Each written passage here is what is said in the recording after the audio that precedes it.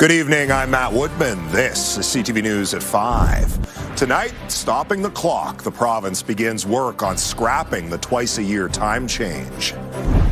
Referendum ready, the province launches a website explaining its position on this fall's questions. And away from home, how Oilers fans can cheer on the team in Anaheim from Edmonton. CTV Edmonton, local breaking news with Matt Woodman. A notorious BC gang leader is out of prison and is moving to Edmonton. A former police chief says he has public safety concerns. Jamie Bacon has been called the mastermind behind the infamous Surrey 6 murders. As CTV's Evan Kenny reports, there's worry Bacon may be targeted by old enemies. Mr. Bacon was the mastermind behind the Surrey 6 killings. Eileen Mahan's son, Christopher, died in 2007, an innocent victim executed alongside 5 other people in a Surrey, BC apartment building. 4 of the murders were ordered by Jamie Bacon. Christopher and a maintenance man, Ed Schellenberg, were in the wrong place at the wrong time. When sitting in court, I learned that Mr. Bacon had said that there should be no witness left behind. And then I realized why my son was killed. In 2020, Bacon was sentenced to 18 years in prison for conspiracy to murder a rival gang member. He served less than 6 and will now live in Edmonton. He should not have been let out whatsoever. Cash Heed was the chief of the West Vancouver Police Department at the time and later BC's Solicitor General. Bacon's gang, the Red Scorpions, was a driver in the Lower Mainland's gang wars in the 2000s. The only way they could do it is through brutal violence. Heed says Lower Mainland police were so concerned about public safety surrounding the brothers, officers were often assigned to follow them. You know, one day suspect, next day victim. That's the attitude that we had here during that time. Bacon's brothers were also involved in the gang. One was shot and killed in a daylight shooting outside a Kelowna hotel in 2011. Some believe now that he's out of prison, Bacon could be targeted as well. There's some people that have long memories, some people that want the retaliation. If you think that he has rehabilitated inside and he just wants to live a regular life, it's pretty hard when you're as notorious as him. Is his past going to come with him? BC police say Bacon's release comes with conditions and a curfew. You know, the law is such that we can't hold Mr. Bacon back, even though he is such a dangerous offender. Edmonton Police Service says it is aware of the news of Bacon's release. The province says Alberta Correctional Services is actively monitoring this individual. Evan Kenny, CTV News, Edmonton. A sexual assault at an Edmonton daycare prompted questions for Alberta's education and childcare minister today.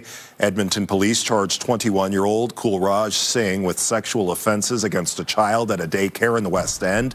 Police believe there could be other young victims. They won't say which daycare Singh worked at. He also worked at a daycare in central Edmonton. For nearly a year, parents and the opposition have been calling for better policies to inform parents about serious incidents at daycares. Currently, it's the responsibility of the daycare provider. The minister says they're looking into whether the province should have a bigger role in providing the information and determining what information can be released if it's a criminal matter. I wish that there was a way that we could stop that from ever happening again. That might not be possible, unfortunately. You can't completely stamp out evil, but if there's more that we can do in terms of making sure that parents are informed and are kept up to date, then we will absolutely do that. The minister says he hasn't made a firm commitment to change legislation, but if he does, it likely wouldn't happen until the fall. Premier Danielle Smith says she wants Albertans to be ready to vote in an October referendum. A website now gives people the government's take on 9 immigration and constitutional related questions. The opposition says this is a distraction from another major issue. CTV's Connor Hogg has more. Today, I am happy to announce the launch of a new website that will serve as the central source of information on the upcoming referendum. The Premier launched the Alberta Referendum 2026 campaign with a logo and a website. Albertans will have a direct say on how the province should ensure our social services remain accessible for Albertans and which constitutional changes we should pursue to advance Alberta's sovereignty within a united Canada. Smith says while this website will be focused on questions from her government, additional citizen initiative questions dealing with separation and coal mining could find themselves on the ballot this fall. NDP leader Naheed Nenshi believes it's only a matter of time before separation is added. There will be a referendum on separatism. These other 9 bad questions, terrible questions, are only meant to help the government. 5 of them are to make you angry at immigrants. The other 4 are meaningless. They are on questions that are completely unconstitutional. The UCP says the questions will clarify which policies it should push for and hopes turnout will be high. Smith says her government has learned from previous referenda, including 2021's unsuccessful vote to abolish daylight saving time that the province moved ahead with today. So we have to really ask about someone who says she trusts in the judgment of Albertans, but yet is not listening to what Albertans said in a previous referendum. We did learn from the daylight savings question that you can't ask a double-barreled question because you don't know what people are saying yes to and no to. What you'll see with our questions is we try to have a single idea in each question, so it's a clear yes or no. Political scientist Lori Williams says she's not sure if the website provides that clarity. With so many questions on the ballot and questions about what those questions mean, I don't know that this is a recipe for full and informed participation. We put questions that we think we already have the majority of Albertans on board with, but we'll have to see if that turns out to be the case or not. The referendum will take place on October 19th. Connor Hogg, CTV News, Edmonton. The province confirms it will make the move towards year-round daylight saving time this fall. If passed, we will not be changing clocks in the fall. The move is upsetting some of Alberta's biggest tourism operators. Ski hills say they will lose an hour of valuable morning daylight and their clients won't like it. They say the longer afternoon light won't make up the difference. They say even in the spring when the sun sets later, most skiers still leave the hill in the early afternoon. Ski hill operators say they first found out about the decision when the news leaked Monday. The announcement to move to permanent daylight savings time on Monday was our first knowledge of the government's decision to move so. When we reached out to the government to make our voices heard, we were met with comments that seemed frivolous. The Alberta government also said it would be working with big tech companies like Apple, Google, and Microsoft to ensure Albertans' devices do not fall back in November. An Alberta energy company that owes hundreds of thousands in unpaid taxes has been ordered to suspend operations. The order against Calgary-based Mega Energy was issued yesterday. The Alberta Energy Regulator says it's for unpaid municipal taxes, AER and Orphan Wells Association debt, and the company failing to meet its commitments. It says Mega Energy currently holds nearly 600 wells, more than 100 facilities, and 800 pipeline segments. Last month, landowner Mark Doran ripped up his lease with Mega, saying the company hadn't paid rent for 3 years. He and others put up a blockade on the Southwest Edmonton site. He says the company has been working around it. We shouldn't allow insolvent operators to operate at all. The potential for mischief is simply too great. However, we at Mega operations in Armistice Field, they need to decommission the facility, in other words, tear it out, and they need to plug the wells by law because the right to the surface is terminated. The Alberta Energy Regulator says the company must address all non-compliances it identified before it will grant Mega approval to resume operations. The Edmonton Oilers want to improve their power play and penalty kill heading into Game 3. Through 2 playoff games, the Oilers have 0 goals on 6 power plays. Meanwhile, the team's penalty kill has allowed 3 goals on 5 Anaheim opportunities. The Ducks also scored shorthanded last night in a 6-4 victory, tying the opening round series at 1 game apiece. The Oilers know their special teams need to be better during Game 3 on Friday. The special teams are usually the factor in a hockey game. And, last night, the fact that we're outscored 3 goals on the special teams. It just makes it so hard to win a hockey game. But I think we've got a lot of good guys who can step up and do that job. We just got to narrow it in and decide who are taking over those responsibilities. It looked like Connor McDavid was hurt during Game 2. He briefly left and later returned. He is expected to play Friday. The Oilers are now on the road. Fans can still watch the game with thousands of others at Rogers Place.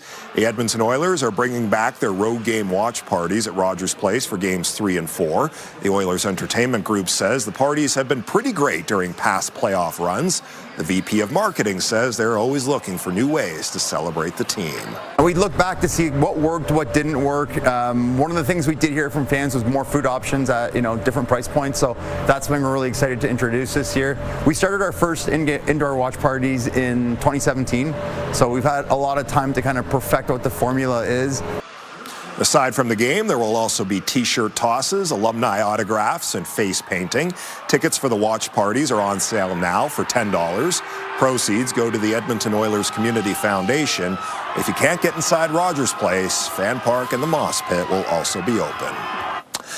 Josh, I'm not sure I'd want to be outside the Moss Pit today. It was pretty chilly and pretty windy out there. And tomorrow is going to be exactly the same way, just probably with a little more snow out there. We've had some occasional bands of flurries and snow moving through the Edmonton region, but really nothing all that significant today. 2 degrees right now. We've sort of held steady at the +1, +2 range all day. This has been the big story, these gusts. Look at that, Villeneuve Airport, gust to about 72, 45 kilometer per hour gusts downtown Edmonton. We've had gusts pretty steadily, 50 to 60 kilometers per hour all day today. And that's going to stick around for at least the next 24 to 36 hours. So there is no break from the wind coming until late in the day Saturday or early Sunday. -2 will likely go down as the low for today, and 2 degrees is going to end up as our daytime high, so back well below average. Snowfall warning in effect. You actually have 2 tiers here, a yellow warning and then a stepped-up orange warning for the Fort McMurray area and areas just off to the south. Could see upwards of 50 centimeters of snow in parts of this region, and there's already a ton of snow on the ground, and because of terrible road conditions and driving conditions, travel not recommended on highways in that area. You get a wind warning here for the areas in green. Gusts could be up over 80 kilometers per hour, and all these areas in gray, which does just barely include the city of Edmonton, all of those areas are going to see at least some snow. Some spots could see 10+ centimeters of accumulation. The problem is going to be on this system is not over top of us, and it won't be. It's way off to the east. You do have a heavy band of snow here in through northeastern Alberta, but anything that goes through central parts of the province is going to be really isolated in localized pockets of heavier snow. So there's going to be a lot of occasional flurries, but not a lot of really heavy snowfall in through the region. So most areas are going to see 1 to 5 centimeters, but some spots potentially a bit more. -4 by tomorrow morning. There's your gusts, 50 to 60 kilometers per hour all night tonight and all day tomorrow. And even cooler tomorrow than today. -1 for a daytime high. Still chilly through the weekend. We'll take a look at the warm up next week in just a few minutes. All right, Josh, thank you. Coming up next on CTV News, why a women's health organization has concerns about the province's timelines for its new breast cancer screening policy. There's so many benefits to finding cancer early. The CTV drone powered by Century Casino. 3 great locations, Edmonton, St. Albert, and Century Mile. Programming brought to you by James H. Brown Injury Lawyers, the heavy hitters of injury law. A handful of city council committees that provide expert advice on topics like racism and climate change are being shut down. Council has used committees for decades to gather opinions and advice on city policies and programs. 7 of the 12 existing committees are in line to shut down at the end of the month. They cover topics including anti-racism work, transit, climate resilience, women's advocacy, and more. The mayor says it's not a financial decision. Andrew Knack argues the city needs to modernize how it receives feedback to hear from more voices. I worry we've been a bit complacent about just saying, oh, well, we've got this one group, we've solved all of the problems, we've engaged, we've checked that box because we have this one group. Meanwhile, there's 10 other organizations that exist out in the city that are representing those voices as well. The Edmonton Youth Council, which the mayor sat on before running for office, is also on the chopping block. Council will decide next week whether to end the committees. A women's health organization says the delayed implementation of mammograms for Albertans 40 and older is concerning. Yesterday, the province said it will lower the age of self-referrals for breast cancer screenings. People aged 40 and older will be eligible starting April 1st of next year. Until then, women 40 to 44 can access the screening with a doctor's referral. Nonprofit organization Dense Breast Canada says the longer wait means women could be diagnosed with cancer at a later stage. There's so many benefits to finding cancer early. In addition to survival, we can reduce so much suffering physically and emotionally by finding cancer early. So the longer we wait, the less women are finding it early. The province says its timeline will ensure the system is ready to manage increased demand. It says it will also make for a smoother transition as public awareness of the screening changes builds. The federal government is increasing the amount of money it gives to seniors groups to help fund programs. The amount of money available is increasing from $25,000 to $50,000. Local Liberal MPs say it will give organizations like the Seniors Association of Greater Edmonton more options. Sage says the money will go towards social activities, financial and digital literacy workshops, and other programs to keep seniors engaged. These programs are far more than services. They're opportunities. Opportunities for people to contribute, to stay connected, and to continue to both feel but also know that they have a place and a purpose in their community. Smith says ideas for SAGE programs come from older adults and things that matter to them. Still to come tonight on CTV News, messages for moms, how you can brighten Mother's Day for single moms in Edmonton. Programming brought to you by James H. Brown Injury Lawyers, the heavy hitters of injury law. Josh, I know the wind was a big factor in Edmonton today, but I've got friends up in Fort McMurray who are asking, when is this snow going to stop? Because it's been a lot. First of all, I don't believe you have friends, let alone friends in Fort McMurray, but I'll accept it. Yeah, there's a ton of snow out there right now. Not as much in the Edmonton area. There's the River Valley Sky Camps, brought to you by Action Furnace, fixed right here, it's free. 2 in Edmonton. You can see the camera shaking around. Wind has been gusting 50 to 60 kilometers per hour all day today. 6 in Grand Prairie. Matt's friends in Fort McMurray shivering in -2 as well in Cold Lake. It's +2 here in Edmonton. Maximum gusts today in the city to about 60 kilometers per hour. Look at this, 80 to 85 kilometer per hour gusts. Red Deer, Calgary, Coronation, Fort McMurray, Cold Lake to go along with some heavy snow in that area. Gusts over 60 kilometers per hour. There's a lot of numbers on this map, so I threw a little color overlay. Watch the pink zone. Those are the strongest wind gusts. Hangs in there tonight into tomorrow morning. Hangs around from Edmonton off to the east through tomorrow afternoon. Really, things don't change all that much gust-wise until a little bit of improvement Saturday. There's Saturday morning, there's Saturday afternoon. I mean, it's still 20 gusts into 30 kilometers per hour. Still breezy on Saturday. Not quite as bad as today, tonight, and tomorrow, though.